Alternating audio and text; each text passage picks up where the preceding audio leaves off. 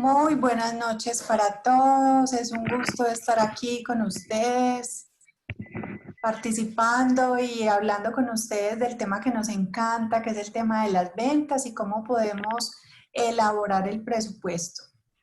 Pues definitivamente este es un momento bien especial para las empresas, es un momento en el que todas las compañías por la situación mundial, por la pandemia, nos estamos preguntando qué podemos hacer diferente.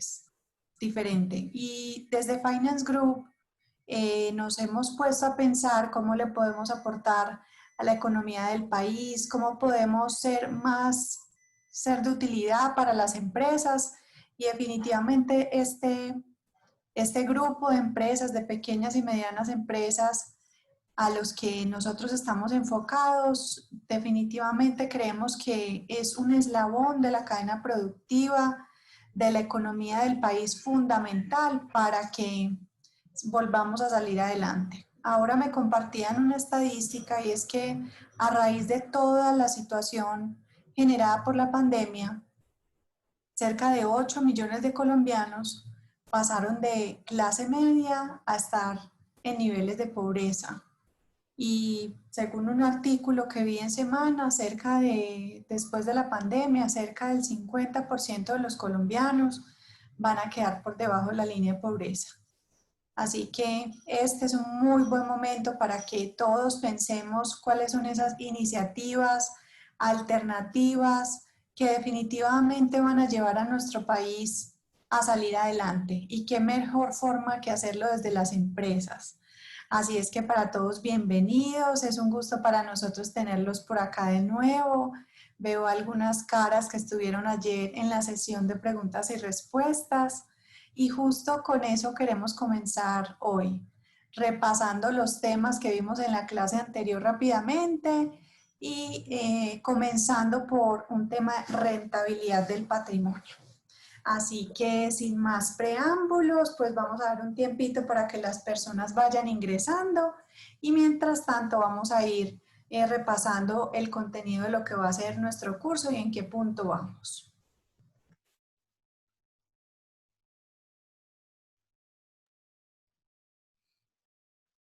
Curso para cómo elaborar el presupuesto de ventas de forma disruptiva para pymes.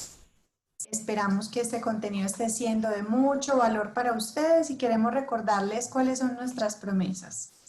Uno, que en cada clase haremos todo de nosotros para que las ideas presentadas sean claras y aplicables para ti, para tu empresa.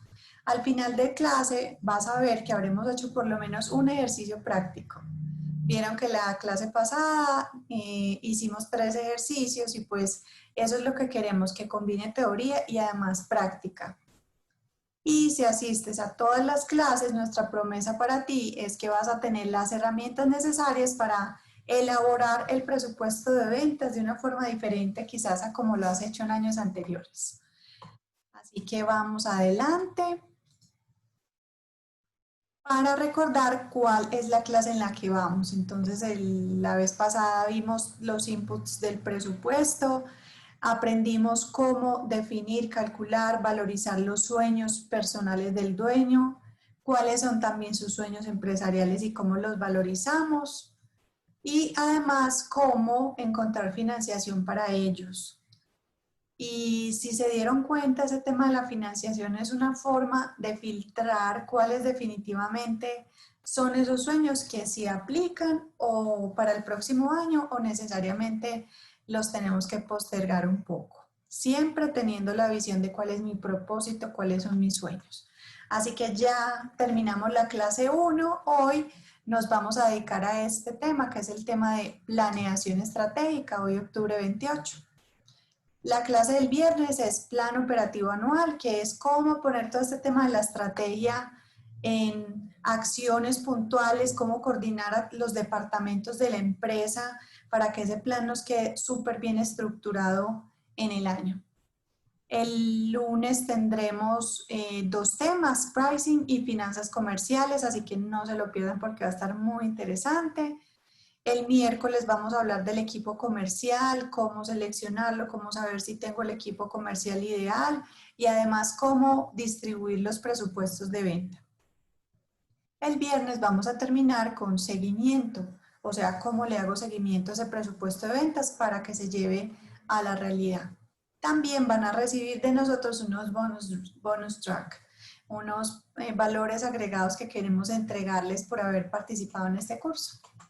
Las sesiones de preguntas y respuestas, ya tuvimos la primera, fue por Facebook Live. Nunca habíamos hecho una sesión de preguntas y respuestas a través de este medio. La verdad es que fue súper divertido, muy buenas preguntas, muy interesantes. Y pues vamos a recoger esas preguntas en la clase de hoy y en las subsiguientes, porque de verdad que estuvieron muy interesantes. Muchas gracias a los que participaron y a los que no pudieron, pues les invitamos a que mañana 7 de la noche se conecten por el Facebook de Finance Group y ahí pues definitivamente puedan hacer preguntas o incluso escuchando a las demás se le generen nuevas inquietudes. Ok. La clase de hoy se titula Planeación Estratégica. Acá les pusimos una frase que hemos repetido en el curso y que es súper importante. Y además cuando yo estaba investigando sobre esta frase que me llama mucho la atención, pues me pareció muy curioso el autor y es Lewis Carroll, el que escribió Alicia en el País de las Maravillas. No sé si recuerdan la escena del gato este de rayas, porque Alicia quería seguir avanzando, pero no tenía muy claro para dónde ir, entonces el gato le responde, si no sabes a dónde vas, cualquier camino te sirve. Ella tenía ahí una disyuntiva entre dos caminos, entonces él lo primero que le dijo es para dónde quieres ir, cuál es tu meta, cuál es tu propósito, cuál es tu objetivo. Definitivamente esa es una pregunta que con frecuencia nos tenemos que hacer en las empresas. Veíamos entonces en la clase pasada cuál es la forma de empezar este presupuesto de ventas de una forma disruptiva y es entendiendo, definiendo cuáles son los sueños personales y los sueños empresariales que tiene el dueño o los dueños de las empresas. Así es que para cerrar este tema, sumar ese aprendizaje que tuvimos con las cifras que nos mostraba Javier y cómo esto se relaciona con la rentabilidad del patrimonio, pues queremos hacer con ustedes, empezando esta clase, un ejercicio numérico donde relacionemos la expectativa de rentabilidad del dueño y cómo esto me va a influir en el presupuesto de ventas que yo quiero hacer para la empresa. Así es que voy a ir conectando nuestra hoja de cálculos. Ya se las voy a compartir. Y por favor, déjame saber en el chat, manito arriba, si ya puedes ver la hoja de Excel.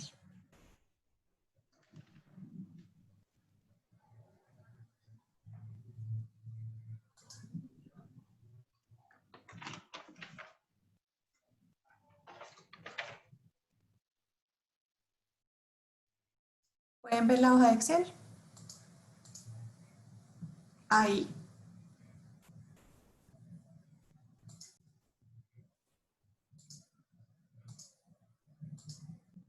Ahí sí, creo yo. Perfecto.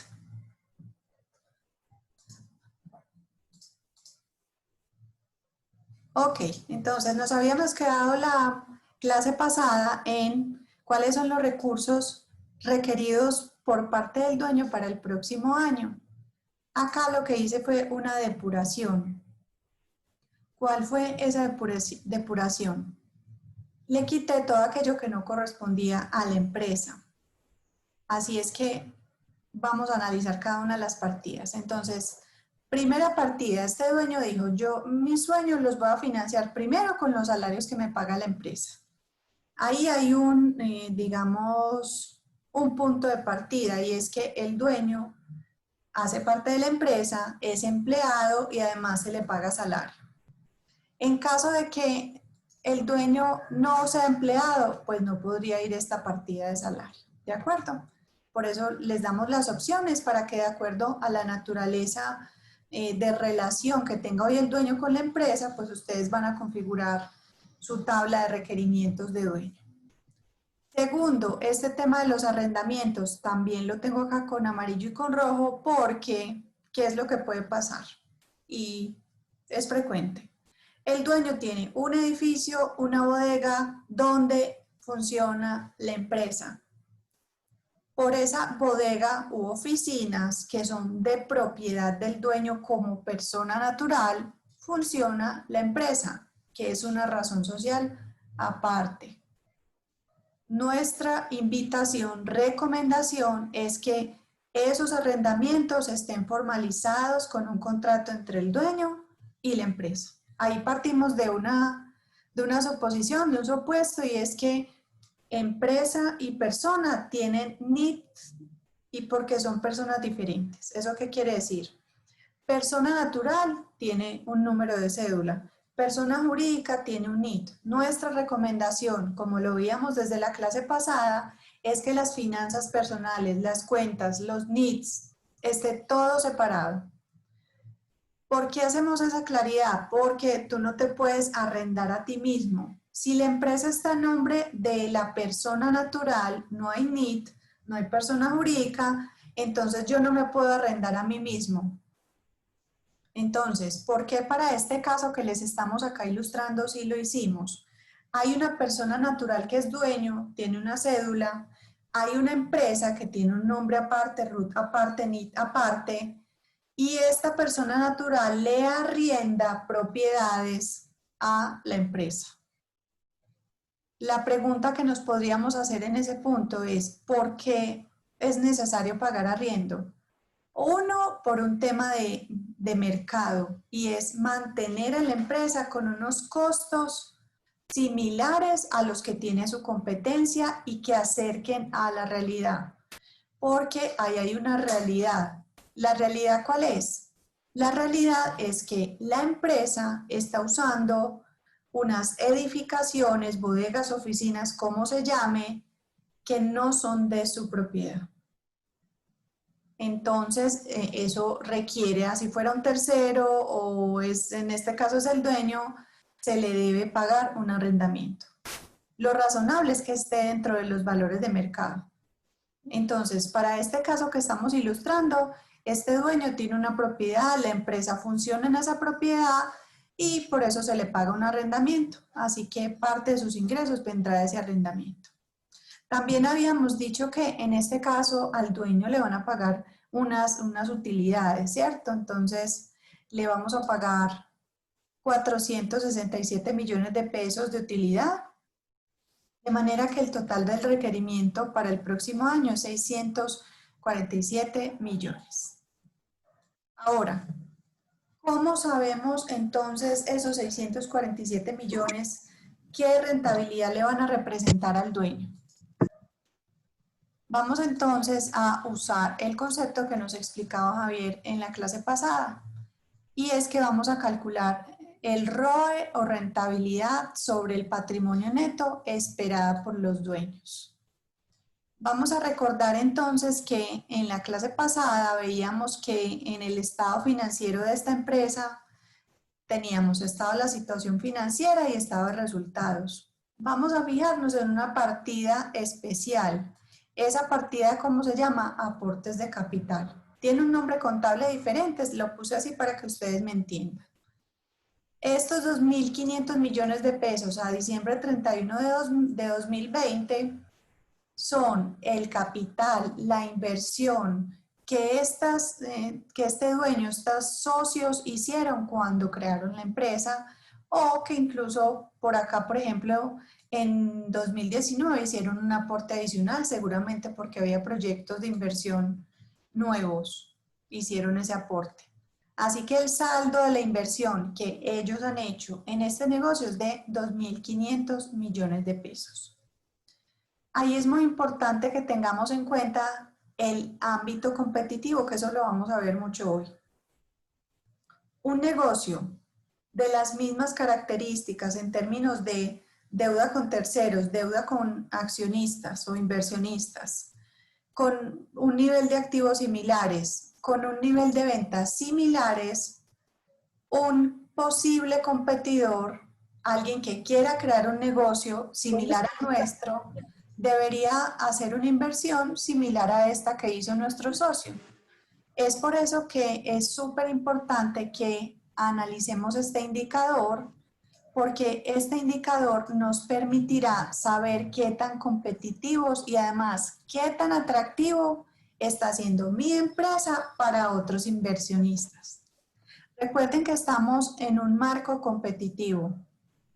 Todas las empresas competimos por proveedores, clientes, empleados, y hoy estamos siendo más conscientes que también competimos por inversionistas. Entonces, la fórmula del ROE o rentabilidad sobre el patrimonio neto esperada por los dueños es supremamente sencilla. ¿Cuál es esta rentabilidad esperada para el próximo año? Vamos a dividir estos 647 millones que ellos esperan.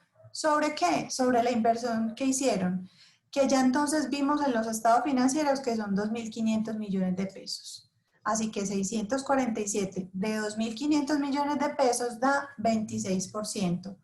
¿Eso qué significa? Significa que los dueños esperan para el próximo año un rendimiento o una rentabilidad sobre el patrimonio neto o inversión que ellos hicieron en la empresa del 26%. Con ese número, ellos se van a ir a comparar lo que Javier nos decía. Bueno, entonces, tener estos 2.500 millones de pesos en esta empresa me renta 647, que equivale al 26. O puedo decidir llevarme ese dinero y ponerlo en un CDT, me da máximo el 6% al año. O lo pongo en un bonos del Tesoro de los Estados Unidos, me da 2% al año.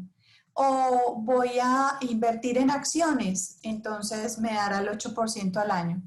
¿Sí ven qué importante que nosotros tengamos en cuenta cuáles son esas aspiraciones del dueño? Y miren que estamos entendiendo un poco la psiquis y el razonamiento de dueño.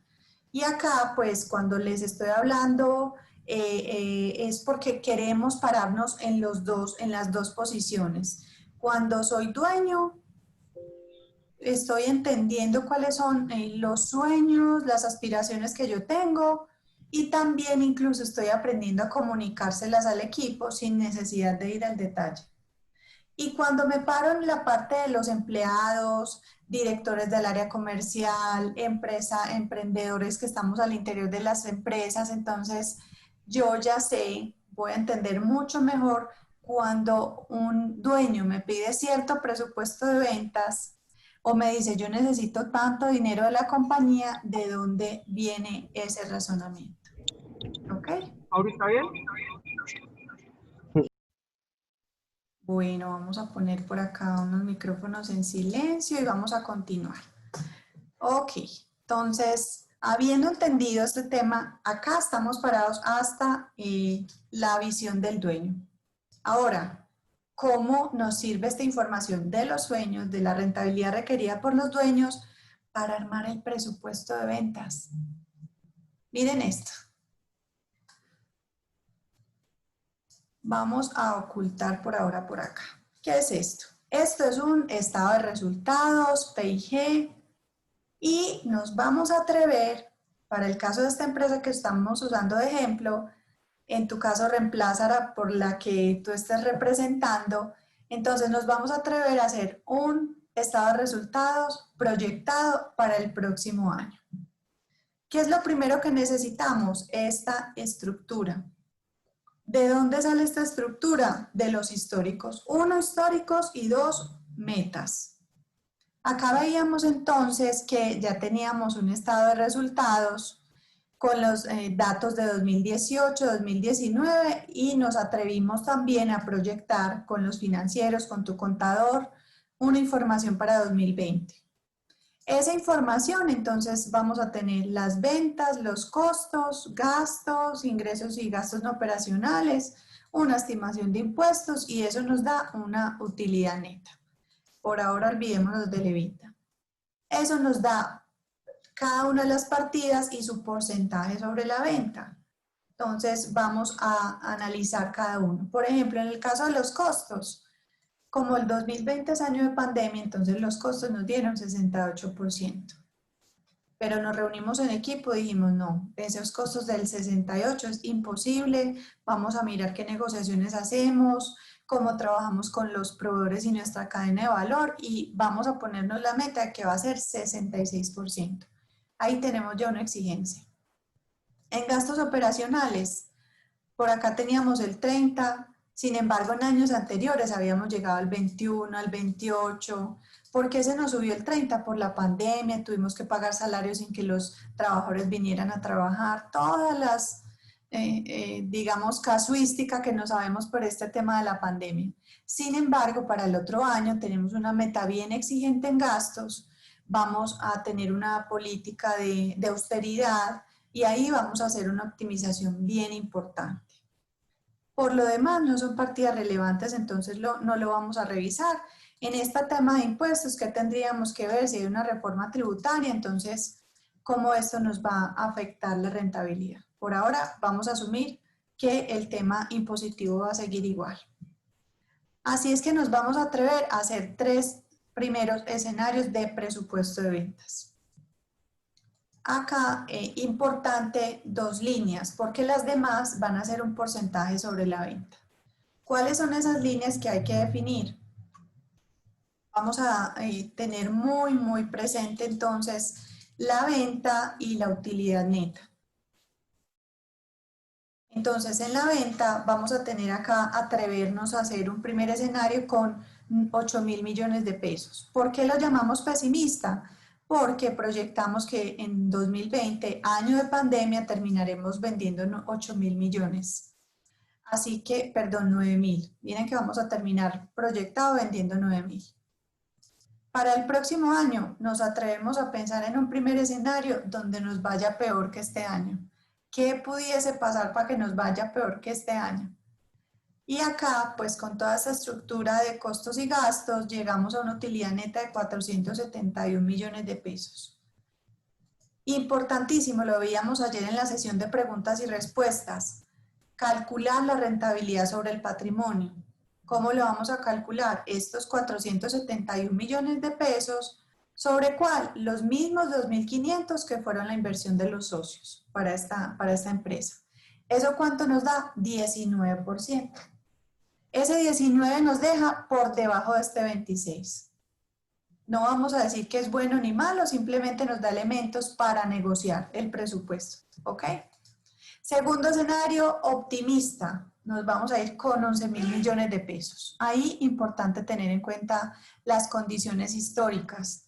Entonces vemos que esta empresa en 2018 vendió 7.500. En 2019 hicieron un plan de expansión súper agresivo y llegaron a vender 13.000 millones. ¿Qué pasó? En la pandemia tuvieron una disminución del 31% en las ventas por las condiciones que ya conocemos. ¿Eso qué quiere decir? Los 11.000, si se miran solos, suenan demasiado ambiciosos, pero si vemos que esta empresa en algún momento había vendido 13.000, 11.000 suena razonable y posible, ¿cierto?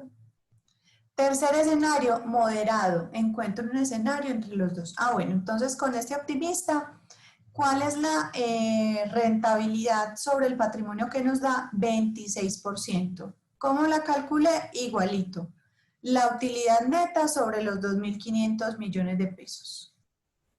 Eso nos da 26%, que nos deja súper bien parados con los dueños. Tercer escenario, moderado, 9.800 millones de pesos. Eso nos da una rentabilidad sobre el patrimonio de 23%, que son los 578 de utilidad proyectada sobre los 2.500 de inversión. Entonces, teniendo claras estas 3 cifras, miren que ya tenemos argumentos para negociar mucho mejor con los dueños. ¿De qué va a depender por cuál escenario nos vamos? Ahí viene nuestra clase de hoy, es planeación estratégica. Hay un tip súper importante y es que Excel puede con todo. Si yo soy el comercial, me quedo encerrado en mi oficina y hago este archivo de Excel, ya el presupuesto de ventas está listo. Así que si de pronto tu aspiración en este curso era saber cómo se construye el presupuesto de ventas, acá te estamos entregando una metodología. ¿Qué es lo que te vamos a decir? No te quedes solo con eso, porque queremos que seas un comercial con visión amplia, con visión muy estratégica, que le hables al dueño desde lo que está pasando en el entorno, que con el equipo seas capaz de hacer un diagnóstico bien chévere de la empresa, de manera que esta cifra para esta o esta o esta, la que sea que elijas, tengas muchos argumentos para convencerte a ti, para convencer a los dueños y sobre todo para convencer al equipo. ¿De acuerdo? Así que ese es nuestro objetivo de hoy. Como les decimos, si venías por la cifra y la forma de hacer el presupuesto, acá tienes una primera metodología que es basado en tener en cuenta cuál es la rentabilidad del patrimonio. Ahora vamos a irnos a ver cómo desde la planeación estratégica encontramos fundamentos para ver por cuál de los caminos nos vamos.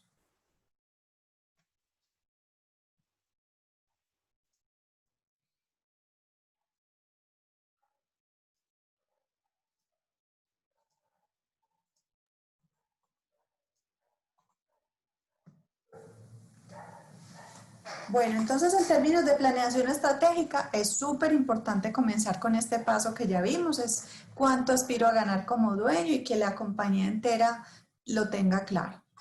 Vamos hoy entonces a trabajar a continuación en estos 4 temas. Cómo yo recojo expectativas del equipo, cómo hago análisis del entorno, cómo construyo un diagnóstico interno y externo y cómo construir y definir la estrategia. Así que súper atentos que vamos a trabajar estos temas bien importantes. Vamos entonces con las expectativas del equipo. Ven, ¿por qué preguntarle las expectativas al equipo? Ayer, en la sesión de preguntas y respuestas, hablaban de cómo convencer al equipo comercial. Ahí muy importante que este tema del convencer en los equipos comerciales necesita ser un convencer desde la convicción. Y estamos hablando no solo de equipos comerciales, sino de la compañía entera. Como gerente general, como dueño, como comercial, dependiendo del rol que tú tengas, es muy importante que desarrolles un hábito de construir con el equipo. Ahí vamos a hacer una observación bien importante y es que es supremamente sensible que tú pienses cuál es el tipo de organización en el que estás trabajando. ¿Por qué es importante saberlo? Porque depende mucho de la cultura, el estilo de reuniones para, digamos, recoger información que tú vayas a llevar a cabo. Es entender, estás en una compañía de estilo consultivo, ¿eso qué quiere decir? Para tomar una decisión se le consulta a todo el mundo. Es una compañía donde se construye en equipo o normalmente el dueño o el gerente construyen las cosas a puerta cerrada.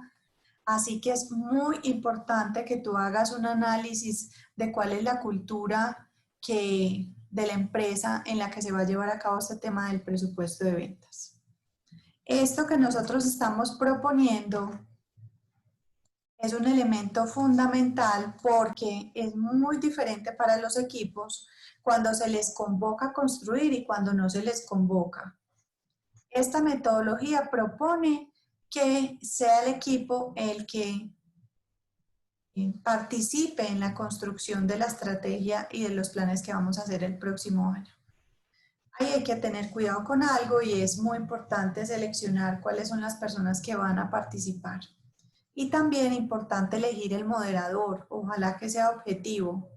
La recomendación es que no sea ni el dueño ni el gerente, porque no sé si lo han notado ustedes, pero en las reuniones donde es el gerente o el dueño quien dirige, y sobre todo si es una especie de reunión de lluvia de ideas, Lo que diga el gerente normalmente va a sesgar el curso de la reunión.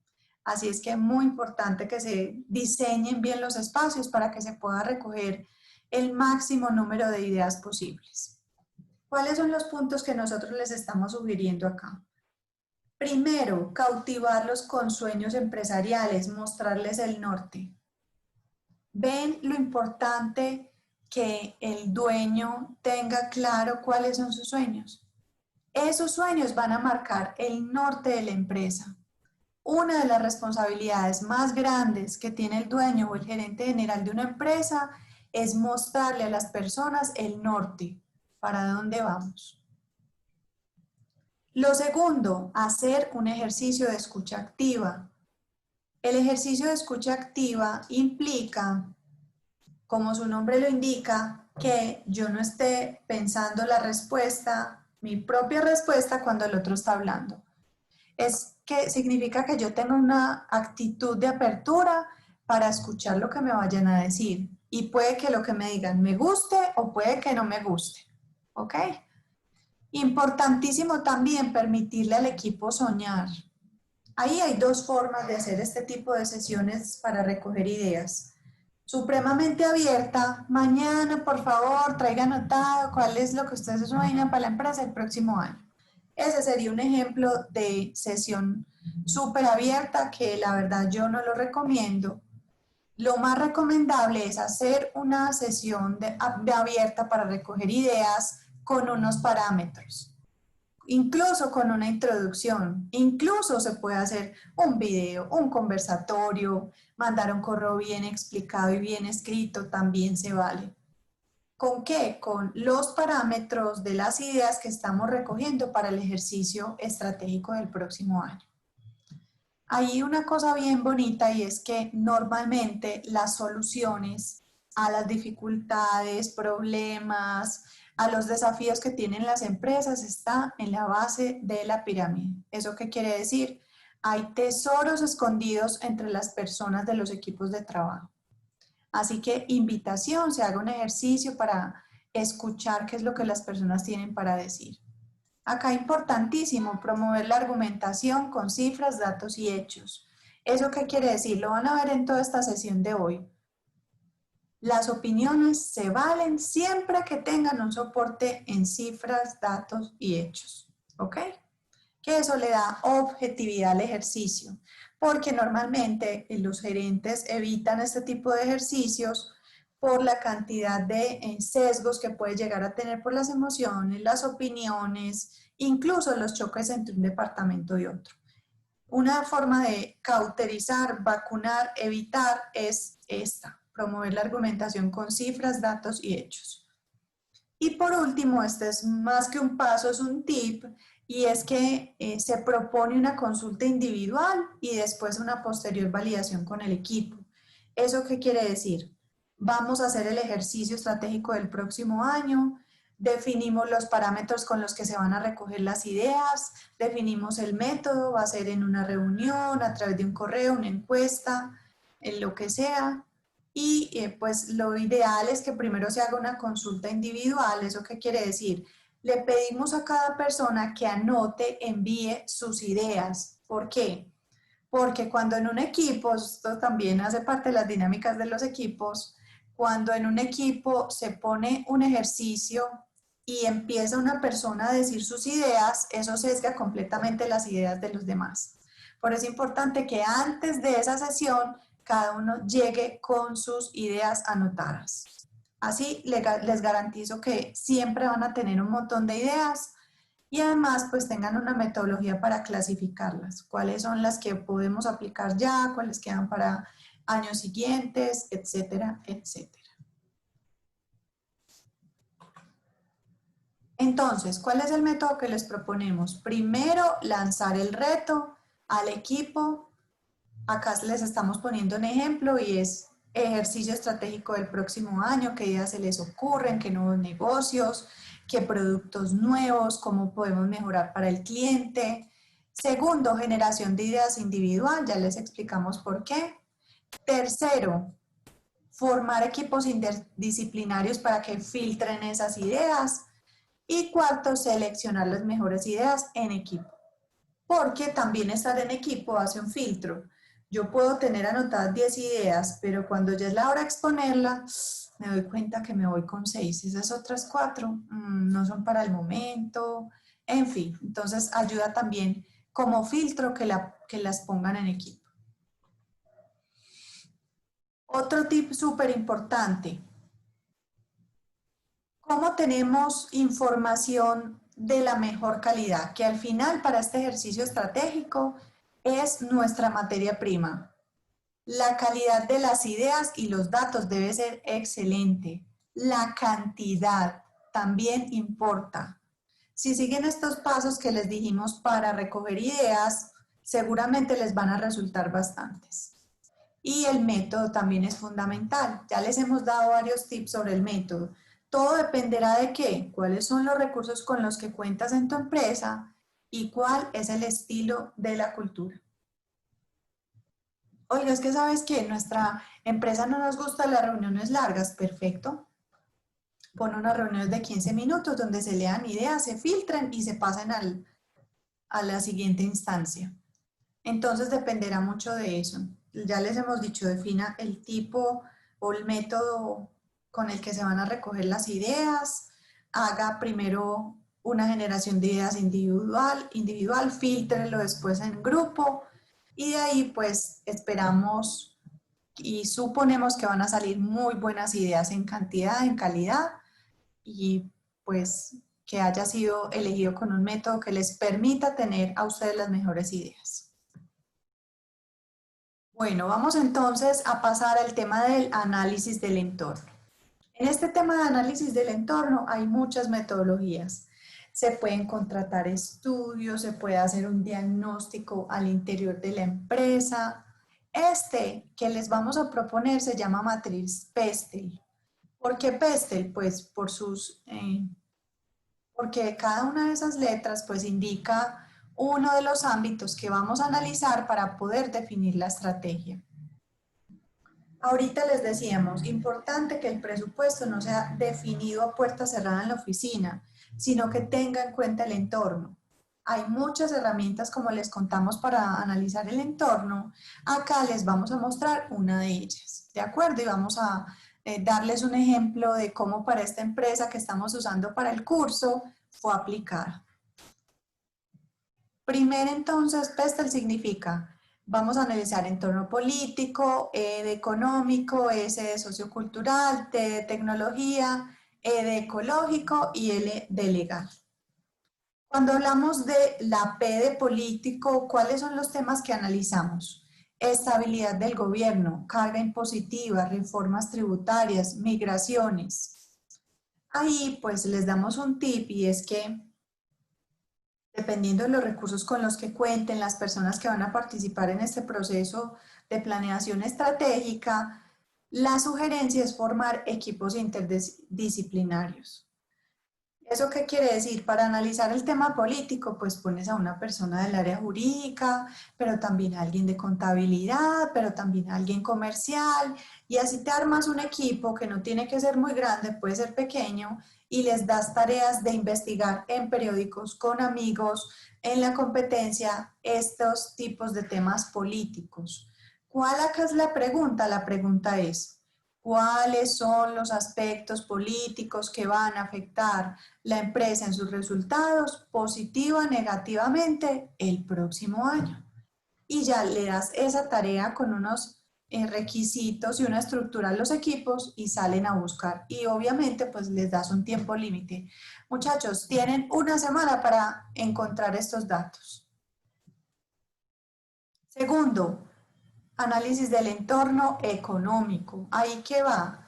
Crecimiento económico, cómo va a ser la inflación el año entrante, qué hablamos de la política cambiaria, qué se está proyectando en tasas de cambio.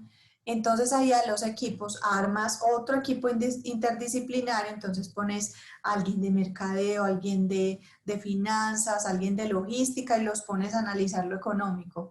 Vayan muchachos, busquen en periódicos económicos, contáctese con un periodista que sea súper teso en este tema. Ah, es que yo tengo un primo que trabaja no sé dónde y sabe mucho de ese tema, perfecto. Entonces es despertar el interés en los equipos para que estén siempre analizando el entorno. Yo les prometo una cosa, una vez a una persona se le da la potestad de tener la mente abierta, de buscar información afuera para su empresa, eso se le va a volver un hábito. Entonces, miren qué bonito porque estamos no solo construyendo la planeación estratégica, llamando a la gente a que tenga convicción sobre lo que vamos a hacer el próximo año, sino que estamos contribuyendo al crecimiento de las personas. En el sociocultural, pues de ese sí que se ha hablado ahora en la pandemia. ¿Qué es lo que vemos ahí? ¿Quién compraría nuestro producto? El perfil del consumidor, que ustedes saben que, por ejemplo, ahora en la pandemia hay 100 artículos relacionados con cómo la pandemia está cambiando el comportamiento del consumidor, la demografía, cómo está cambiando el tema de número de mujeres, hombres, niños, cómo se están moviendo estos temas, no solo en el país, sino en el mercado en el que nosotros nos estamos moviendo. Por ejemplo, en el tema de las migraciones, que hace parte también de los factores que necesitamos analizar, cómo eso afecta a nuestro negocio para el próximo año. Canales de distribución, ¿cuáles son los canales que se están moviendo? ¿Estamos en los canales correctos? ¿Qué están escuchando por ahí de cuáles son esos nuevos canales o canales que han tomado fuerza a raíz de la pandemia? Ese tipo de análisis son los que se hacen. En tecnología, influencia de la tecnología en nuestro negocio, avances tecnológicos que apalanquen nuestro negocio, vigilancia tecnológica. Este es súper chévere porque es hacernos esa pregunta de qué ha hecho nuestra competencia en los últimos años o incluso qué hizo nuestra competencia en la pandemia en términos tecnológicos para salir de todas estas dificultades que hoy no tenemos resuelto y quizás ya la competencia lo hizo. En el tema ecológico, preguntarnos cuál es el impacto de mi negocio en el medio ambiente, cuáles son las oportunidades que se generan por temas ecológicos. Solo ahorita veía un artículo de The Economist donde decía que la reducción de emisiones de carbono es probable que se convierta en el próximo petróleo. Ahora, en mi empresa tengo medidas las emisiones, tengo oportunidades de reducirlas y que eso me genere un ingreso adicional. Es una buena pregunta, ¿cierto? Otro tema que nos podemos preguntar, interés de mi público objetivo en temas ecológicos. Eso hace parte también un poco del comportamiento del consumidor y yo necesito estar como empresario atento a esas cuestiones porque puedo tener una empresa hermosa, pero si no cuido ese tipo de aspectos me puedo quedar por fuera del mercado. Legal, leyes que impacten el negocio, estímulos del gobierno para impulsar empresas del sector. ¿Cuáles son esas leyes que nos están afectando o que incluso pueden estar hoy cursando en el Congreso y para el próximo año pueden representar un impacto en el negocio? Saben ustedes que las leyes no es solo tema de abogados, no es solo tema del jurídico, sino que yo necesito estar enterado de cómo eso me puede afectar. Esta pregunta súper importante. ¿De qué depende el éxito de la matriz Pestel? Ojo con esto. De la profundidad con la que se haga el análisis. Y acá volvemos a lo que sugeríamos en el trabajo con equipos, pilas, no opiniones, sí datos y hechos. Estas son reglas que se le deben dar a los equipos interdisciplinarios antes de empezar el análisis del entorno, porque si no vamos a estar llenos de un montón de opiniones y nos vamos a quedar sin datos y hechos. Todo lo que recibamos debe estar pasado por este filtro de los datos y los hechos. Muchachos, traigan cifras, traigan estadísticas, esos, digamos, temas objetivos. Busquen la fuente, No se queden solo con lo que hay en Internet, sino que busquen fuentes confiables. Por ejemplo, información de expertos en el tema, fundamental. Y acá un tema delicado, bastante frecuente, y es que cuando estamos hablando de una empresa, y a veces pasa mucho en las empresas familiares, no es una regla, pero puede pasar, es que la empresa es como un hijo para uno. Sobre todo si uno la creó, si lleva tantas décadas luchando por ella, si se echa esta causa al hombro, de manera que cuando uno le hablan del hijo, pues hay emociones mezcladas. Así es que nos tenemos que poner de acuerdo, sugerimos nosotros que como equipo, desde el gerente, desde el dueño, desde todos los equipos que van a participar, en que excluyamos la emoción lo más que se pueda cuando estemos haciendo estos análisis. Una de las formas de hacerlos es como lo hemos descrito, es usando datos, hechos, cifras, estadísticas. ¿Ok? Acá, importantísimo. ¿Qué tan buena calidad voy a tener en las decisiones? Es, digamos, equivalente a la profundidad que yo le da a la matriz Pestel. Voy a hacer una matriz Pestel de un día para otro sacando dos o tres datos de internet. Imagínense la información que me va a resultar de ahí. Y ojo, que ya vimos al principio de la clase que tenemos por allá 3 escenarios de ventas. Y yo voy a elegir por cuál me voy a ir dependiendo de lo que encuentre en el entorno. Así es que una matriz Pestel muy bien hecha me va a ayudar a tener muy buena calidad en las decisiones. Nuestra invitación entonces es hacer un ejercicio con la matriz Pestel supremamente serio, bien llevado, en equipo, coordinado, con definiciones claras, para que eso nos pueda dar como resultado muy buena calidad en las decisiones. Vamos entonces a hacer un ejercicio práctico con este tema de la matriz Pestel, cómo se lleva a cabo.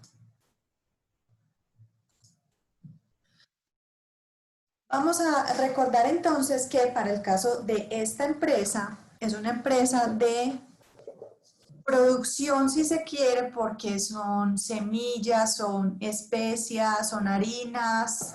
Entonces, producción, empaque, distribución de este tipo de productos alimenticios.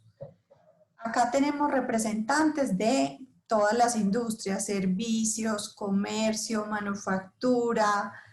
Así que la invitación es a que ahí donde estés tú vayas pensando cómo aplicar este ejercicio a tu negocio. ¿Ok? Vamos entonces a ver cuál fue la matriz Pestel que las personas de esta empresa levantaron después de haber definido y ejecutado una metodología de trabajo en equipo recogiendo datos, cifras, hechos.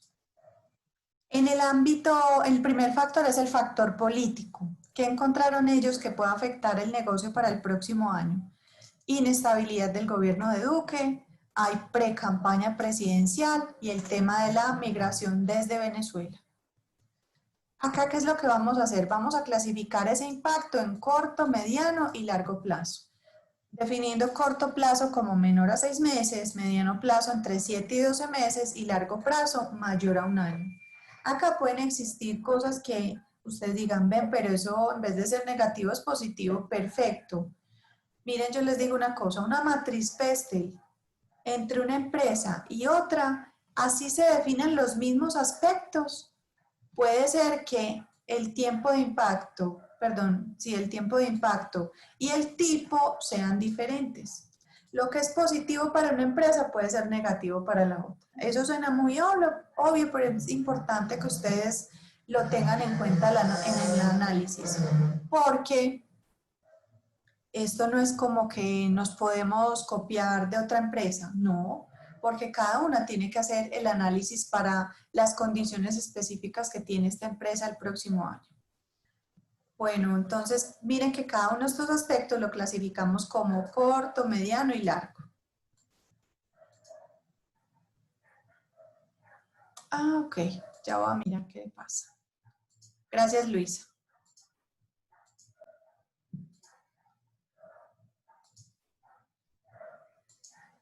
Lo voy a poner un poco más grande, ¿ok? Me avisan por favor en el chat si ven ahí bien.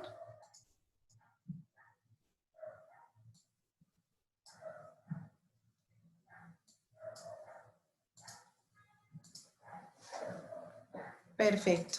Muchas gracias. Ok, entonces, para el caso de inestabilidad del gobierno Duque, ese equipo definió que tiene un impacto menor a 6 meses, porque la situación ahora está muy compleja, eso puede afectar el desempeño del negocio, el consumo, en fin. Ese fue el análisis que ellos hicieron. Y además del tipo de impacto, definieron que es un impacto negativo para su negocio.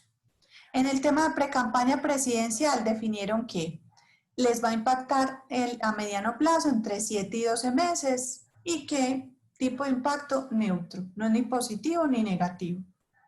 En los migrantes de Venezuela va a impactar a un corto plazo, a menor a 6 meses y el impacto es neutro. ¿Cuándo uno define que es neutro? Porque le trae unas cosas positivas y otras negativas. Entonces, negativo que puede ser que se puede afectar el empleo para los colombianos porque tenemos ahí venezolanos que compiten con nosotros, pero positivo es que para el tipo de producto que vende esta empresa hay un mercado más grande. ¿Ok? Miren que ese es el tipo de análisis que hacemos en la planeación estratégica. Vamos con el siguiente factor, que es el factor económico.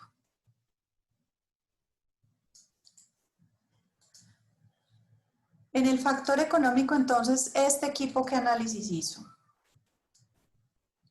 Ahí habrá el año entrante un alto gasto fiscal, continúan proyectos de infraestructura. ¿Por qué? Pues porque el gobierno le está apuntando que para poder mover la economía, que la pandemia no dé tan duro, ha liberado esa regla fiscal, entonces se van a tener ambiciosos proyectos de infraestructura que ayuda a que exista más dinero circulante en la economía y se afecte menos, digamos, la población colombiana.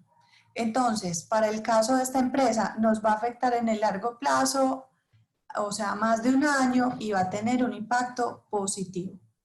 Segundo aspecto, baja la tasa de interés por parte del Banco de la República, del Banco Central, que en nuestro caso es el Banco de la República. Eso va a tener un impacto entre 7 y 12 meses y va a ser positivo.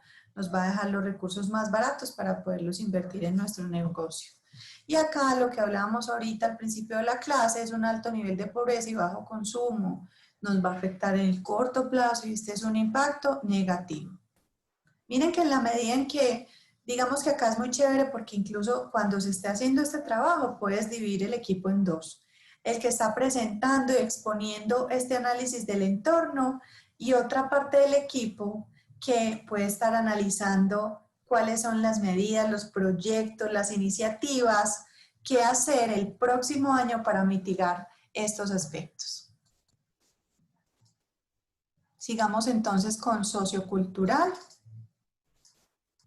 Y en el sociocultural decimos el tiempo como lujo. Miren que estas son unas, digamos, como lo más abstracto. Tiempo como lujo. Estas son tendencias que capturan, que se capturaron. Las personas preferirán pasar tiempo consigo mismos en actividades tranquilas que inviten a la pausa, a la meditación, dejando de lado aquellas que les restan energía y no aportan bienestar físico y mental. Para esta empresa eso va a tener un impacto en el mediano plazo y es positivo, porque los productos que se venden son productos muy relacionados con el bienestar. Y eso será algo que las personas empiecen a buscar en medio de esta pandemia, el encierro y toda esta situación. Desencanto digital. La Internet ha pasado a ser un espacio de descubrimiento, uno de homogenización. Los usuarios tratan de proteger sus datos. Esto nos va a impactar en el corto plazo y es un impacto neutro. Tendremos que verlo en el manejo de cómo hacemos en redes sociales los datos de nuestros consumidores finales, qué políticas tenemos, cómo les damos tranquilidad para poder mitigar. Empatía y poder humano, valorar lo que nos hace poderosos como humanos, aprender a empatizar a pesar de la distancia, tomar parte en una causa. Esas son tendencias en el comportamiento que para esta empresa afectará a mediano plazo y que es positivo. Entonces pensamos sacarle mucho provecho a esta tendencia. Vamos para el aspecto tecnológico. Un segundo. En el aspecto tecnológico vemos que hay una tendencia con la inteligencia artificial para mejorar la experiencia del cliente y modernizar las acciones comerciales. Fundamental. Nos va a afectar en el mediano plazo y va a ser una afectación, un tipo de impacto positivo. Automatización a través de robots RPA nos va a afectar en el corto plazo y es súper positivo. Entonces miren que eso se va relacionando con los posibles proyectos que la empresa vaya a desarrollar. Migración a la nube, vamos a pasar todo para la nube, nuestros sistemas, el ERP, todo. Entonces esto nos va a afectar en el mediano plazo y es positivo. En el caso de esta empresa, todos los impactos de la tecnología son positivos. Analítica de datos para resolver problemas complejos nos va a afectar en el largo plazo y es positivo. Y comercio en línea para brindar una experiencia personalizada, incluyendo Instagram Shopping, nos va a afectar en el corto plazo y el impacto es positivo. Para la parte ecológica, la crisis climática de la que tanto se está hablando, que se calmó por la pandemia, pero ahorita vuelve a sonar, nos va a afectar en el mediano plazo y el impacto es neutro.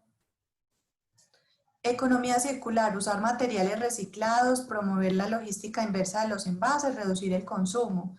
Nos va a afectar en el corto plazo y es neutro porque nos trae unas cosas positivas, porque probablemente esta empresa tenga empaques de maíz, empaques sostenibles en el tiempo, pero también implica unos sobrecostos en la logística, ¿cierto?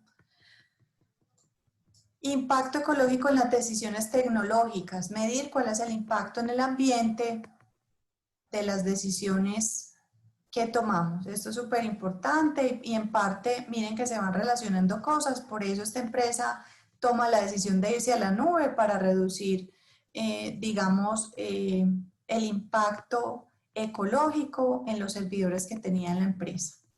Y es un impacto neutro. Por último, en lo legal, hay una reforma tributaria inminente que va a gravar altos ingresos. Esto nos va a impactar entre 7 y 12 meses, o sea, a mediano plazo, y el impacto va a ser positivo. A raíz de la pandemia, leyes más estrictas con respecto a la elaboración de los alimentos. Esta empresa, les hemos contado que es de alimentos, nos va a impactar entre 7 y 12 meses. Va a tener un impacto negativo, pues porque le vamos a dar más seguridad a nuestros consumidores, pero va a implicar que hagamos una inversión importante en la parte logística para asegurar esta legislación. Legislación nueva con respecto a semillas transgénicas nos va a afectar a más de un año y va a tener un impacto neutro, pues porque algunas de las semillas, el 50% de las semillas que usa esta empresa es de origen orgánico, pero el otro tiene que asegurar ese origen y por eso el impacto es neutro. Ok, entonces este es un ejemplo de cómo se puede construir una matriz Pestel. Digamos que no sirve para todas las empresas porque como les hemos contado, es importante que cada una haga el análisis de cuáles son esos aspectos políticos, económicos, socioculturales, tecnológicos, ecológicos, legales, para poder llegar a a entender cuál es el entorno en el que nos estamos moviendo. Vamos entonces a continuar por acá. Y es que les vamos a dar otras herramientas para que ustedes puedan analizar el entorno. Hay un clásico en este tema de planeación estratégica de análisis del entorno y es el análisis de las 5 fuerzas de Porter. Otros lo llaman matriz de fuerzas competitivas. Básicamente, lo que hace Porter, incluso esta matriz es por allá de los 90, nos ayuda a ver, a visualizar, a inventariar, como ustedes le quieran llamar, cuáles son, cómo estamos nosotros, que digamos somos ese ente, esa empresa en medio de esas 5 fuerzas que, como vamos a ver, son fuerzas que continuamente estamos viendo su presión, pero muchas veces no somos conscientes de ello. Así es que la primera fuerza es la fuerza de la rivalidad entre compañías existentes. Y ahí pues es muy importante que nosotros analicemos qué tan agresiva es la competencia que tenemos entre las compañías que hoy estamos en determinado sector. No hay una regla específica. Hay sectores donde los competidores se sientan a trabajar cosas conjuntas, hay otras industrias donde los competidores ni se pueden ver, hay otras industrias donde incluso hay espionaje industrial para ver qué es lo que está haciendo mi competidor, de manera que depende mucho cuál sea el sector, la industria en la que tu empresa está. Bueno, segundo aspecto, el poder de negociación de los compradores. Aquí nos tenemos que responder qué tan fácil es para los compradores reducir el precio. Así es que mis clientes fácilmente me pueden dejar, se pueden ir de mí, pueden buscar quien les dé un mejor precio y con eso pues mi estrategia se quedaría, digamos,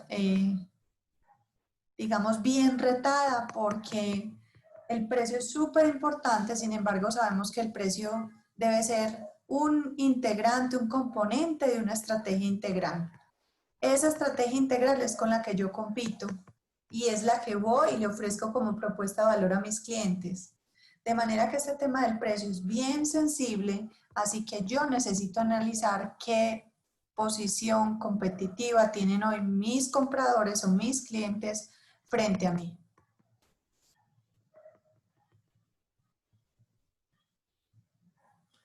Bueno, Ana, aquí vamos a tener una sesión específica que es la del lunes, una clase del lunes, donde vamos a analizar todo este tema de pricing. ¿De acuerdo?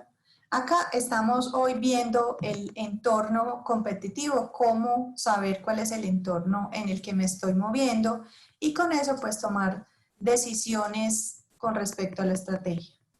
¿Ok? Muchas gracias por tu pregunta. Segundo, la amenaza de nuevos entrantes. ¿Qué es la amenaza de nuevos entrantes? ¿Qué tan fácil es entrar a mi sector? Pongámonos a pensar en una industria como la de la aviación. Es una industria altamente exigente, demandante en capital, en conocimiento, entonces la entrada a ese tipo de industria no es tan fácil. Ahora, es súper importante que tú te pongas a pensar cuáles son los nuevos competidores que pueden entrar a tu industria, a tu sector el próximo año y cómo eso te va a afectar. También es súper importante que analicemos cuál es la posición que yo tengo frente a mis proveedores. ¿Qué tan fácil es que mis proveedores me suban el precio? Para cada componente, insumo que yo tengo en mi cadena de valor, ¿tengo un solo proveedor o tengo muchas opciones? ¿Es un proveedor que es nacional o es un proveedor importado? De manera que es súper importante que analicemos cómo estamos en términos de competitividad, cómo está nuestra cadena de valor, qué tan fuertes son nuestros proveedores. Y saben, también es importante que tengamos en cuenta algo que se llama como un efecto sándwich. Puede ser que yo estoy en medio de clientes muy grandes y proveedores muy grandes. Esa, digamos, es una situación bien delicada porque yo soy una pyme, una pequeña empresa y estoy obligado a negociar con clientes que me imponen condiciones de compra y con proveedores que me imponen condiciones de venta en los insumos. Así que ahí hay que ser súper creativos y con mayor razón hay que analizar el entorno en estas situaciones. Amenaza de productos sustitutos. ¿Qué significa eso? Ahí necesitamos ser súper estratégicos, abiertos, porque yo necesito encontrar cuáles son los sustitutos para mi producto, servicio. Y ahí cuando estamos hablando de sustitutos, no estamos hablando de marcas. Por ejemplo, en el caso de esta empresa que estamos usando para el ejercicio, vende semillas. No solamente quién más vende semillas o harinas, sino cuáles son los sustitutos para eso, ¿cierto? Comida preparada, comida congelada. Entonces, necesitamos ser súper conscientes que competimos por el bolsillo del consumidor Incluso hay indicadores en mercados que se llaman share of wallet. O sea, es medir no solamente la cuota de mercado, la posición que yo tengo en el mercado, sino medir la posición que yo tengo en la billetera de los consumidores. De cada 100 pesos que un consumidor se gana, ¿cuántos pesos está dispuesto a invertir, a comprar, a usar en productos como los míos? Los míos o los de mi competidor o los de mi sustituto. Bueno, acá les traemos otra herramienta que es una herramienta clásica, la clásica DOFA, FODA, como se le quiera llamar. Aquí no me voy a detener mucho porque asumo que en las empresas, como personas, también la hemos llegado a aplicar en la universidad, en los ejercicios estratégicos. Simplemente repasar como cuáles son los lineamientos para hacer una matriz FODA. Hay un tip súper importante y es que primero sugerimos, aconsejamos que se haga Pestel, la matriz Pestel, porque miren que me da un sentido de entorno muy amplio, muy estratégico y ya después yo me voy a analizar los 5 componentes de la matriz de Porter, del ámbito competitivo, de rivalidad competitiva y después, por último, en el diagnóstico interno y externo, me voy a hacer la matriz DOFA y no antes. ¿Por qué? Porque hacer antes la matriz DOFA implica que yo ni siquiera he mirado el entorno. Puedo intuir algunas cosas, pero no lo he mirado, ni he recogido estadísticas, ni tengo datos. Así es que esta matriz pues está compuesta por aspectos internos y ahí que tenemos las fortalezas y las debilidades y aspectos externos que son las oportunidades y las amenazas. Si lo miramos por positivo y negativo, entonces en fortalezas y oportunidades tenemos lo positivo y en debilidades y amenazas tenemos lo negativo. Aquí tenemos pues como algunas preguntas, pero como les digo, no me voy a detener ahí porque es un ejercicio que hacemos con frecuencia. ¿Qué es muy viejito y se inventó hace mucho? Sigue siendo valioso. ¿Qué es lo adicional que les estamos poniendo a pensar? Y eso hace parte de lo disruptivo, que primero hagan análisis del entorno con las 2 herramientas que ya les hemos mostrado o con alguna otra que a ustedes se les ocurra y después hagan el análisis de la matriz TOF para definir fortalezas, debilidades, oportunidades y amenazas. Ok, entonces a este punto ya podemos decir, habiendo hecho un ejercicio juicioso, que hemos terminado el diagnóstico. Cuando hemos terminado el diagnóstico, entonces podemos pasar a la estrategia. Y antes no. ¿Por qué? Porque hacerlo en este punto implica que ya sabemos claramente cuál es nuestro punto de partida. Si se ponen a pensar de la forma más simple, la estrategia es tener claro cuál es el camino para llegar a un punto. Entonces, volvámonos a Alicia en el País de las Maravillas. Cuando yo no sé para dónde voy, cualquier camino me sirve. Hacer el diagnóstico implica que tú sepas, definas cuál es tu punto de partida. Y cuando tienes claro en esta elaboración del presupuesto de ventas qué es lo que quieres lograr el próximo año, la estrategia te permite tender el camino entre los dos. ¿De acuerdo? Vamos entonces a mirar cuáles son las herramientas. Les vamos a dar 2 herramientas para que ustedes puedan definir la estrategia. Primera herramienta es una matriz que se llama la matriz de GE McKinsey. Es una matriz que lo que me permite es entender cuáles son mis puntos fuertes y mis puntos débiles al interior del negocio y también qué es lo que yo estoy viendo que se está moviendo en el mercado. Miren que en este punto, si hemos hecho un ejercicio juicioso de enterarnos qué están pasando en el entorno, de escuchar incluso a nuestros clientes, de hacer un grupo donde se escuche y se pueda ver qué es lo que están pensando de nosotros y de la competencia, el consumidor final, la fuerza comercial es una fuente de información valiosísima.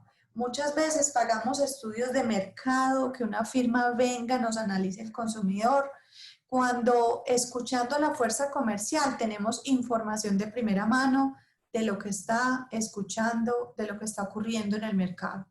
Y los comerciales ojalá coincidan conmigo que 2 o 3 visitas a un cliente te das cuenta quién está liderando el mercado, qué es lo que está haciendo la competencia, qué le está ofreciendo a tu cliente. Así que muy importante que dentro de esos equipos de construcción de la información estratégica participe el área comercial.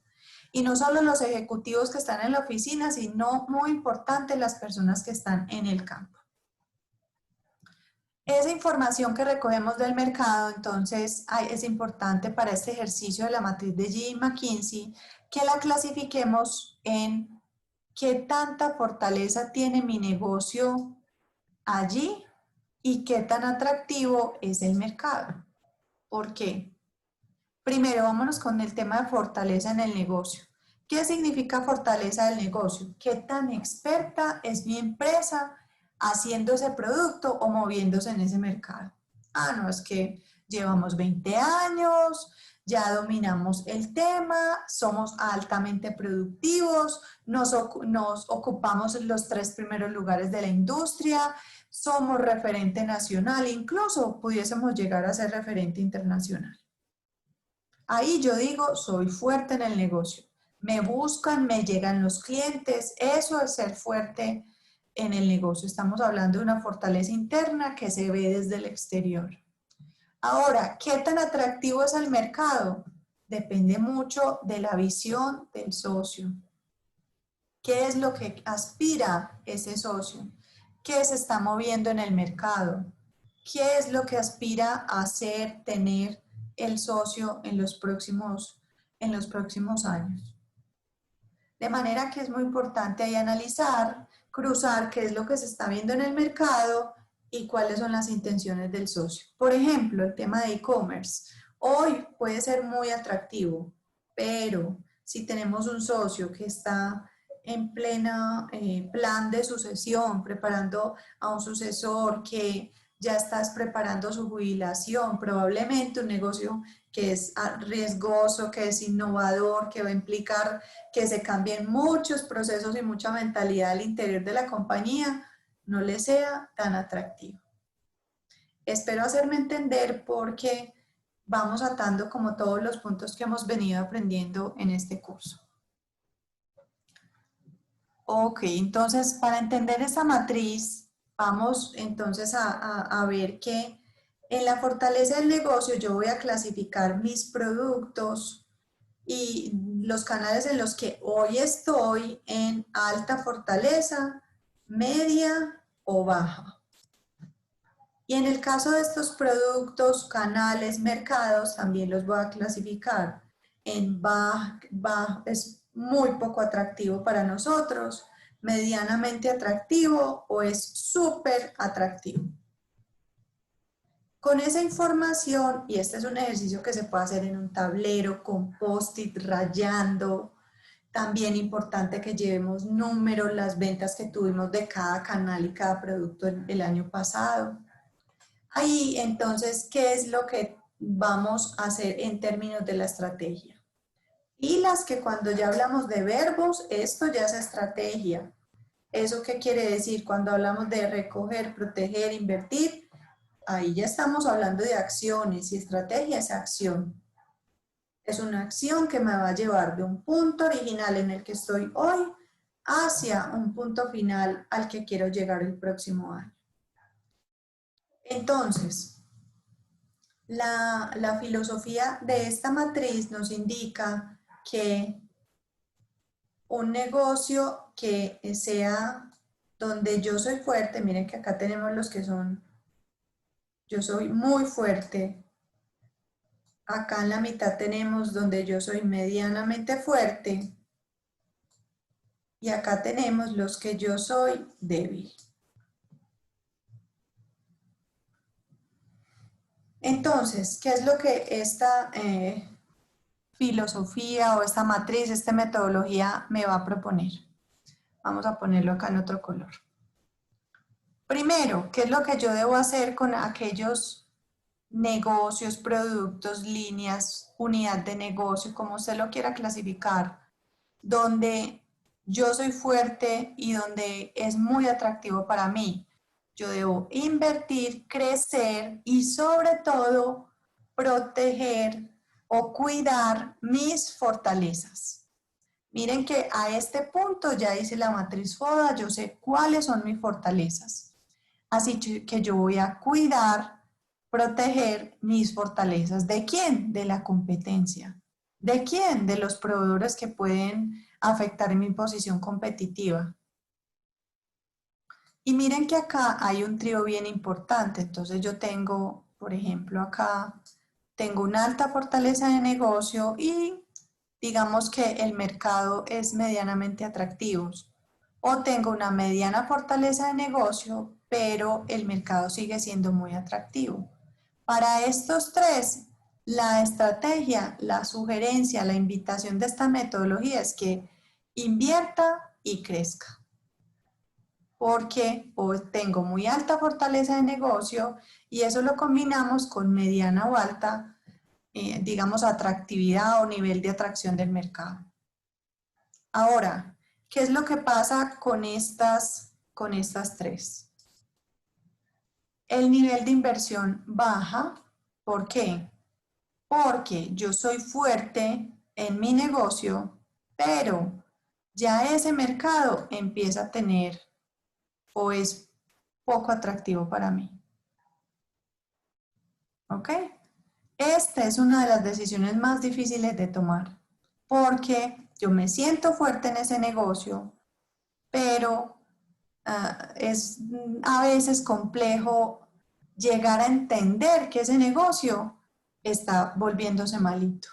Todavía no es malo, pero es menos atractivo hoy para mí. También protejo cuando hay una mediana fortaleza de negocio y el mercado es medianamente atractivo para mí. O miren este. Este es un negocio de ir proyectando que podría pasar hacia acá. ¿Por qué? Porque hoy tengo baja fortaleza en el negocio, porque es muy nuevo o porque antes no le había prestado atención. Pero ¿qué está pasando en el mercado? Se volvió muy atractivo. Hoy es mucho más atractivo para mí. Así que este es uno de los potenciales que podría pasar para acá, para estos azules. Estos dos, ¿qué hacemos con este? Es lo que se llama incluso por allá en la matriz de Boston, los mercados, productos, canales vaca. Son esos que yo ya tengo cierta fortaleza, mediana fortaleza, pero no puedo invertir ni pensar en expandir. Entonces yo necesito ahí recoger frutos. Estos son negocios de relativa buena rentabilidad que las voy a usar incluso para que le traigan recursos a la empresa. No los voy a desatender, sin embargo no van a ser de alta atracción. Y este definitivamente estoy flojo en fortaleza en el negocio y además es un negocio que ha perdido el atractivo. O lo ha perdido o nunca lo tuvo. Ahí que tengo que hacer, desinvertir.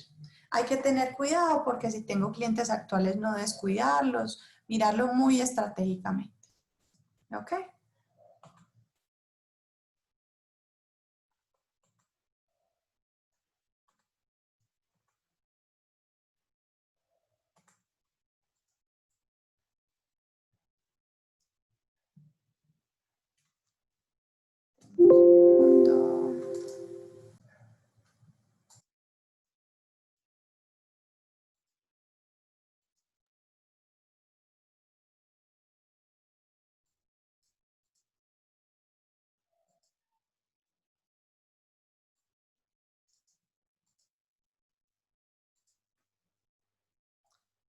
Bueno, otro ejercicio, herramienta y nos vamos a hacer un ejercicio. ¿Qué es esto? Esto es la matriz de Ansu. Es una derivación de la matriz de Boston donde vamos a cruzar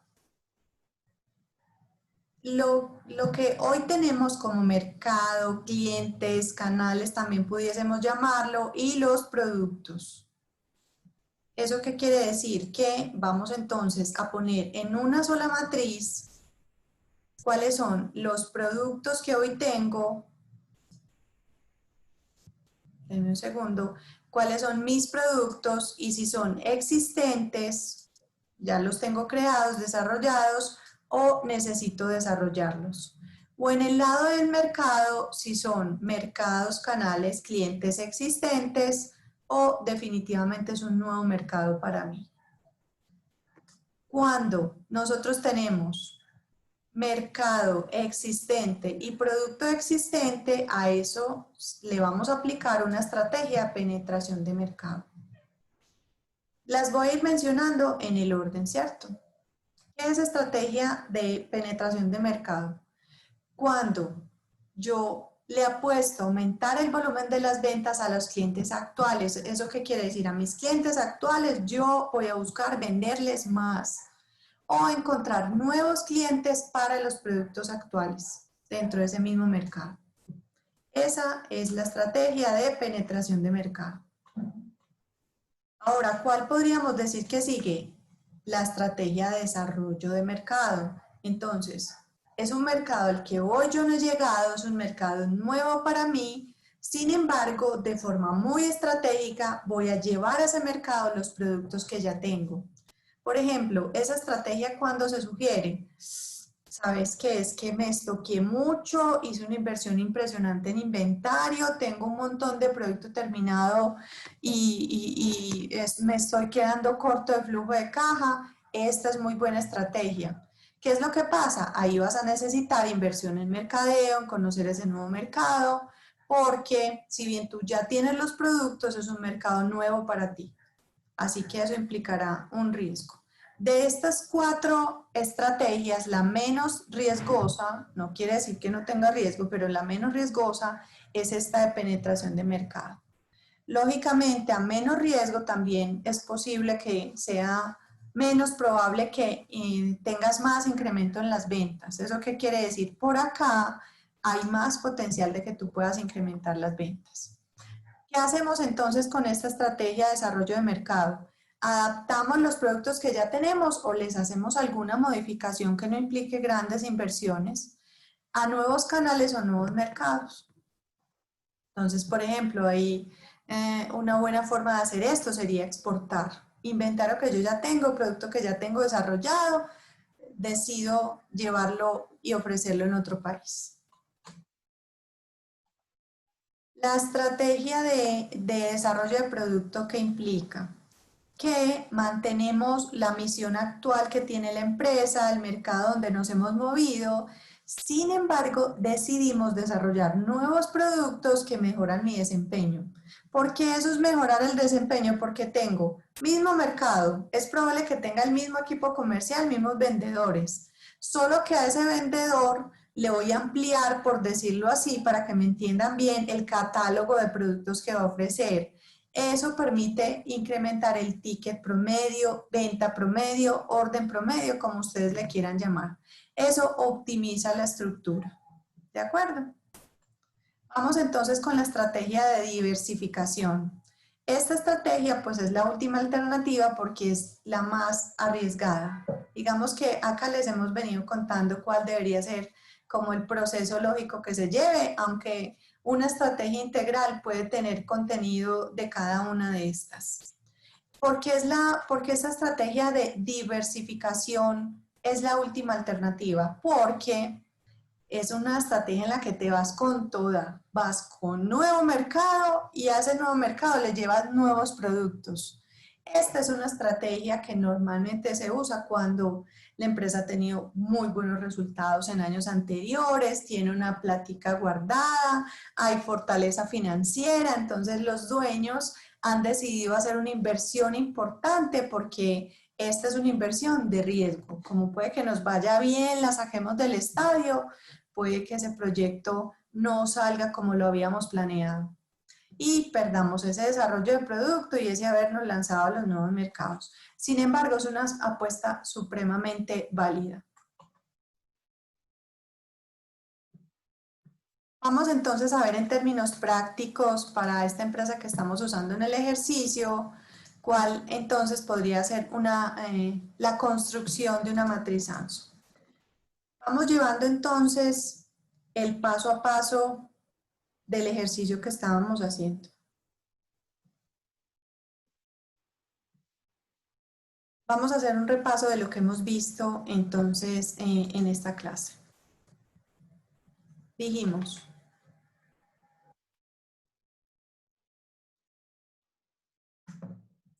empezamos la clase anterior con el tema de la rentabilidad de los socios. En esa rentabilidad de los socios o definir los sueños de los socios, nos sirvió para entender cuál es ese requerimiento, exigencia de los dueños de la empresa para el próximo año. Al principio de esta clase definimos entonces y revisamos que una de las formas que tenemos para encontrar cuál puede ser nuestro presupuesto de ventas es saber cuáles son los requerimientos exigidos por el dueño y eso qué rentabilidad le va a representar a ellos. Además, calculamos cuáles podrían ser unos posibles escenarios de venta para el próximo año. Ahora, con la planeación estratégica, lo que estamos analizando, la información que estamos recabando, nos debe servir, lo dijimos, para saber por cuál escenario nos podemos ir. Y qué tan viable es que podamos llegar a estas cifras de ventas.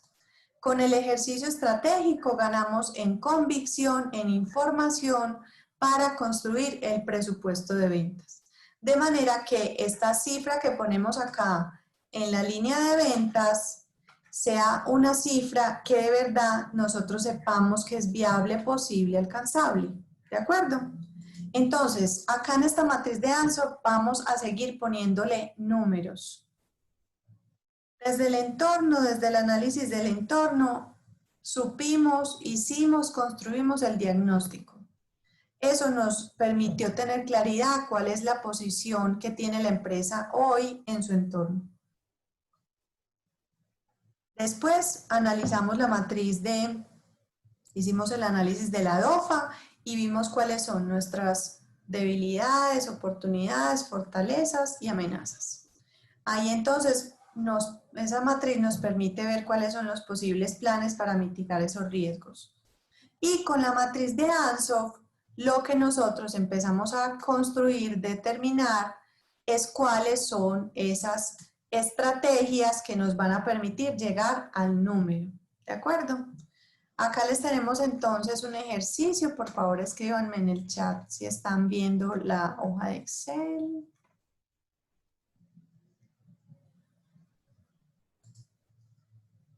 Perfecto. Entonces, esta matriz de Ansoff, como les contamos, es la matriz de esta empresa de alimentos que se llama La Próspera. Después de hacer el análisis estratégico, esta empresa definió lo siguiente. Definió que va a tener productos, va a trabajar con los productos existentes y va a tener nuevos productos. Y en esa matriz, a leer por acá, ¿qué dice el chat? Perfecto, ya están viendo la hoja de Excel. Entonces, concentrémonos acá primero en los productos existentes. De esos productos existentes, va entonces a definir cómo va a ejecutar su estrategia de penetración de mercado y cómo va a ejecutar su estrategia de desarrollo de mercado. Miren que acá ya le vamos poniendo números. Entonces, esta empresa tiene 5 líneas de productos existentes. Una línea son harinas, la otra línea son nueces, la tercera línea de productos es semillas, la cuarta línea de productos es especias, la quinta línea es endulzantes. ¿Cuáles son las acciones que ellos están definiendo para el próximo año para poder lograr el presupuesto de ventas? Poner impulsadoras para el tema de las cadenas, para los almacenes y para las tiendas de productos saludables donde ellos hoy hacen distribución. Concentrémonos acá. Entonces, acción, poner impulsadoras. Esa es una acción posible. Nivel de riesgo bajo. ¿Por qué? Porque es una apuesta, digamos, en inversión que acá está ya calculada de salarios, por número de personas, por almacenes donde van a poner las impulsadoras y se espera que tengan muy buenos resultados. Además, estar arriesgando es un bajo riesgo porque la inversión es bajita, ¿ok? Segundo, esta empresa ha definido como segunda acción que van a definir, hacer, ejecutar plan de medios. Entonces van a contratar una empresa, una agencia que se dedique a esto y van a contratar publicidad. Nivel de riesgo alto. ¿Por qué? Pues porque ahí se hace una inversión, seguramente va a tener resultados, pero es difícil medir qué impacto va a tener en el negocio. ¿Ok? Eso es en cuanto a la penetración de mercado. ¿Eso qué quiere decir? Son productos existentes y clientes ya existentes donde nos vamos a ir más profundo para incrementar la venta. Ahora vámonos para desarrollo de mercado. En desarrollo de mercado es porque no vamos a desarrollar productos, sino a trabajar con líneas de producto, estas 5 líneas que ya les mostré que ellos tienen. Sin embargo, se van a lanzar a buscar dónde más las pueden vender. Las 3 acciones que esta empresa ha definido es, primero, maquilar marcas propias. Entonces, contenido el mismo, son las mismas nueces, las mismas semillas, las mismas especias, pero se las van a empacar a otros almacenes donde hoy no se venden, en otras presentaciones, pero siguen siendo el mismo producto, la misma materia prima. La otra acción que ellos definieron es montar un negocio de suscripciones. ¿Qué significa eso? Lanzar una campaña para que en diferentes públicos, hogares, personas que les gusta la vida fitness, compren unas suscripciones mensuales y mensualmente les llegue una cantidad X de estos productos. El nivel de riesgo de esta acción, ¿cuál es? Alto. ¿Por qué? Porque es un negocio que no está muy desarrollado en Colombia, al interior de la empresa tampoco lo conocemos mucho, vamos apenas a conocerlo, implica una inversión importante en todo el tema de marketing digital, así que la inversión es alta y el riesgo también es alto. Otra acción que definieron, buscar nuevos mayoristas. Entonces ahí digamos que la inversión es media porque pues se hará una inversión en términos de contratos de corretaje, comisiones para este tema de los mayoristas. ¿Ok? Entonces miren, acá tenemos productos existentes, para esto no hay que desarrollar ningún nuevo producto. Acá importante que tengamos en cuenta que estas acciones que definió esta empresa se adicionan a los que ya los dueños habían propuesto como iniciativas empresariales, como sueños empresariales. Vamos entonces para la parte de nuevos productos. Acá el riesgo se incrementa, ¿por qué? Porque de entrada yo tengo que hacer búsqueda de ingenieros de desarrollo, ingenieros de alimentos, tengo que seguramente hacer modificaciones a la planta, importar maquinaria, todo lo que implica el desarrollo de productos, ¿ok? Entonces, en la estrategia de desarrollo de productos, ¿cuáles son las acciones que esta empresa decidió ejecutar?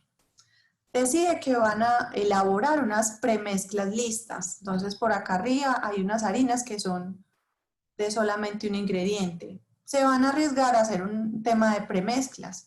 Entonces ya no va a ser la harina de almendra, sino la mezcla lista para hacer brownies con harina de almendra. Acá el nivel de riesgo, por ejemplo, ya es medio porque necesitamos hacer una inversión importante, como les contaba ahora, en términos de maquinaria, nuevo personal, nuevas tecnologías. Segundo producto que van a desarrollar, alimentos preparados. Este es más alto porque implica la compra de hornos que hoy no tiene la empresa, entonces va a implicar un muy buen nivel de venta. Sin embargo, pues es un mercado un producto que hasta ahora no hemos fabricado, así que el riesgo es alto. Y esta empresa se fue con toda, también quieren diversificar. Así que han pensado en un desarrollo de canal e-commerce para vender sus productos. Y ahí pilas con esto, van a vender los productos nuevos, no solo los que ya existían, que son estas 5 líneas, sino productos nuevos. Ahí el riesgo es medio para el tema de las premezclas y alto para el tema de los alimentos preparados, porque acá se suman pues como los factores de tener desarrollo de producto y también desarrollo de mercado, porque estos son mercados a los que hoy no se va. Entonces, espero haberme hecho entender. En la mezcla tan amplia que se puede hacer cuando utilizamos esta matriz de Ansoff y cómo esto nos puede ayudar a dar soporte a este tema del presupuesto de ventas. Si ustedes lo notan, acá hemos ido recogiendo iniciativas, ideas, proyectos que más adelante, una clase más adelante, les vamos a enseñar cómo organizar. ¿Qué hemos visto entonces hoy? Hemos visto la matriz Pestel o análisis del entorno con estos 6 factores. Hemos visto también las 5 fuerzas de Porter que me permiten entonces ver cómo estoy en términos de la competencia y hemos visto la DOFA. Todo esto me permite a mí tener claro cuál es mi diagnóstico, el diagnóstico de la empresa, interno, externo, lo positivo, lo que tengo que mejorar.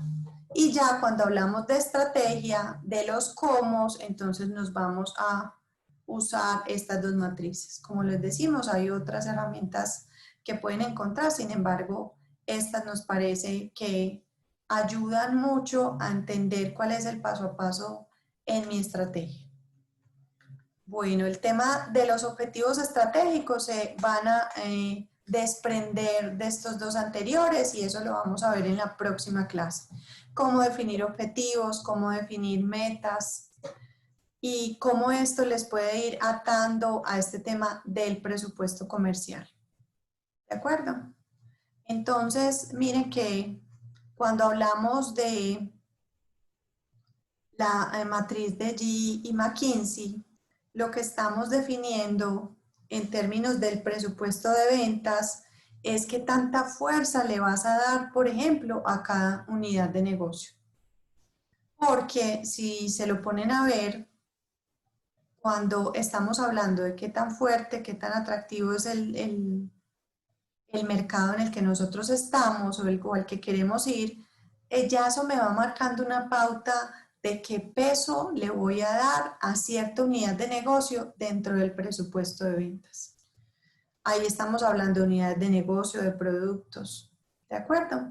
Entonces esperamos que en esta clase ustedes hayan podido sacar muchas ideas nuevas para que vayan construyendo, haciendo el borrador de cuál es su presupuesto de ventas. ¿Okay? Entonces, ¿cuáles son los temas que trabajamos hoy y que definitivamente les vamos a pedir que vayan trabajando también en sus empresas? El análisis del entorno, fundamental, que tomen la matriz Pestel, que definan la metodología para recoger los datos, inviten a los equipos, formen a los equipos para que empiecen a hacer este análisis de los 6 factores. Y además definan una sesión para que en conjunto analicen cuál es el tiempo en el que los va a afectar y cuál va a ser entonces el tipo de impacto positivo, negativo o neutro. También entonces en la DOFA construir el tema de las fortalezas, debilidades, amenazas en el diagnóstico interno y externo. Y por último, usar estas matrices que les hemos entregado hoy para construir la estrategia, ¿cierto? Y para, como les decíamos, ganar convicción sobre los números que se están construyendo, cocinando dentro del presupuesto de ventas. Los esperamos en la próxima. Tengan en cuenta entonces estas fechas. Vamos a repetir esta clase que tuvimos hoy. La van a tener en nuestro canal de YouTube mañana, incluso desde temprano la pueden ver para que si de pronto llegaron tarde o les quedó alguna inquietud, puedan entonces revisarla. Vamos a tener sesión en vivo de preguntas y respuestas mañana a las 7 de la noche vía nuestro Facebook Live. Y la próxima clase es el viernes 30 de octubre. En esta clase, entonces, vamos a tener en la clase del viernes el plan operativo anual. Como comerciales, o en la posición en la que estén, ojalá coincidan conmigo en que uno de los temas más complejos es lograr como comerciales generar un vínculo en toda la empresa, ser como esos directores de orquesta que articulen todos los elementos en la empresa, y eso precisamente es lo que vamos a ver en ese plan operativo anual. Así que muchas gracias a todos. Permítanme, les pongo por acá las fechas para que las tengan ahí presentes. Y me encantó tener con ustedes esta clase, que se permitan, así sean comerciales o estén en otro rol, tener esta visión estratégica que, si se lo ponen a pensar, no es una planeación estratégica como tradicional, como definir misión, visión, valores, sino que es ir directo a esas herramientas que nos van a servir para poder tener el fundamento y la convicción sobre el presupuesto de ventas. Una feliz noche y muchas gracias.